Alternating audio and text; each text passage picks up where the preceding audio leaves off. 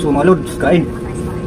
So mukbang tayo lods ng mga pangmahirap na ulam. Agoy, tinulang, bibi, lapu-lapu.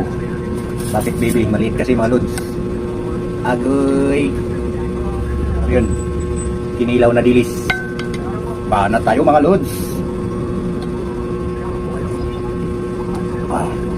Kahit ilang araw na to, mukhang maganda pa rin yung sabaw. Babad sa ilo. Wala na talaga sariwa dito sa Manila mga lods.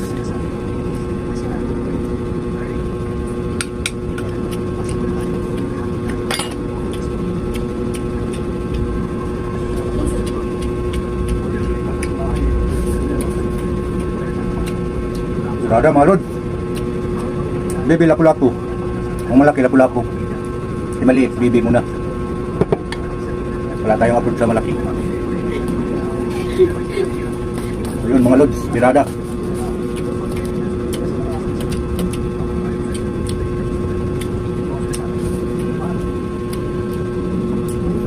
Biradang kinilaw.